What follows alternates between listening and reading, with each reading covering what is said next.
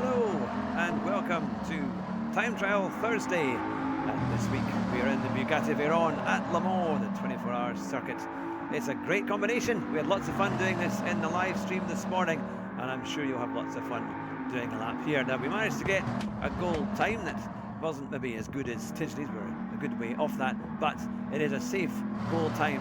So in this time trial video, we'll show you how to get an attainable goal time in the Bughatti.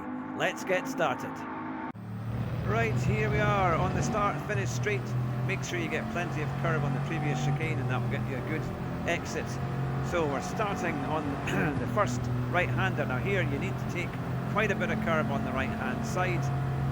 Some people take more than that, but I always try and stay within the track limits. Braking down into third gear, get a nice apex there, and hit the second one on the right, and then accelerate out under the Dunlop Bridge. Very famous circuit, this one is fantastic. And of course we're on the racing hard tyre, so there's not a massive amount of grip. Staying in fifth gear, but just braking, letting the car hit the curb on the left. Don't go too far out on the right. If you hit those bollards, your lap will be invalidated. Now you can turn in quite early here on the right-hander, just course the car into the right, and then you can use a bit of that blue to just make sure that all four wheels stay on the right wheel. The right-hand side wheel stay on the right-hand side of that line, and you should be fine. Now on to the next straight, the start of the Mulsanne straight and the first chicane. Now I'm normally braking at, well, after the 200 board, probably around about maybe the 150 board or thereabouts, down into fourth gear and then into third for the next left.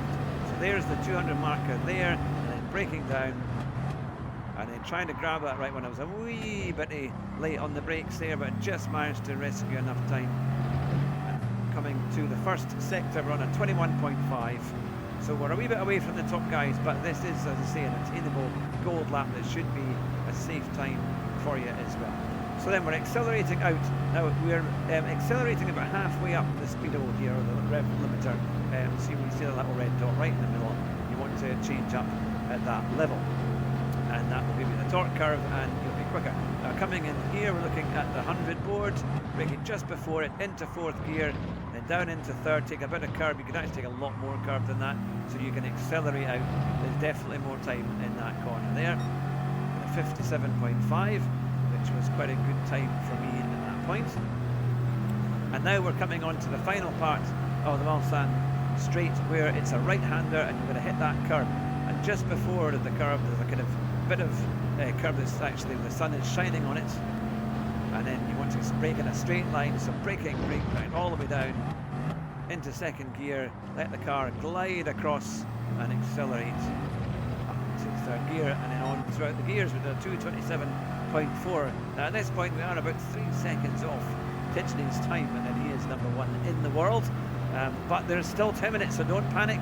If you come across that sector and you're doing a similar time, you're still well on target. So this is all flat out, it's nice and easy, just take the line best you can. Now as we come to the next right-hander, you're going to be wanting to brake on the straight just a little bit before and try and take the right-hand curve.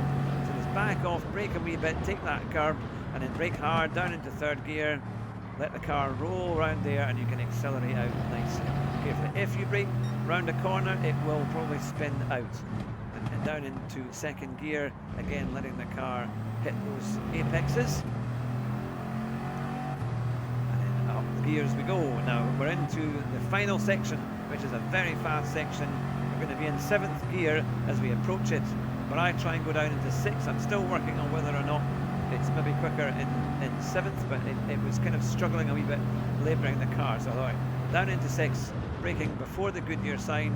If you brake too late, you're just going to run wide and go straight off into the sand. I had to go down into 5th, but I have managed it in 6th all the way through here. I maybe had a slightly tidier run. So we're staying in 5th gear, backing off nice and gently, try and get as much of this curve here. It'll bring the car around for you, and then turning in at the second RNC sign, and then accelerating out. It's very tricky there. If you go too fast, the car will just understeer. And we're coming into the final 2 chicanes. You can take a lot of curb on both of them, and braking just after the lights there before the pit stop, before the pit lane entry. And in the final one, take a lot of curb here. You can take a good bit of that right curb, accelerate out as early as you can, and we're coming up to cross the line in a 4 minutes 20 22.214. So it's a long lap, but there is time in it. I'm sure you'll go faster than me, but that is an attainable goal. Tidgley said that he reckoned it would be a 4 minutes 22.2 would be the goal time originally required, because it was a 4:22.9, but I think that will come down. So there you have it, a time trial guide. Thank you very much for watching. If you like what you see, then add a like, and if you've not seen it before and you would like to see it again, then please consider subscribing to the channel. But take care everyone, drive fast, drive your bus even faster. Bye just now.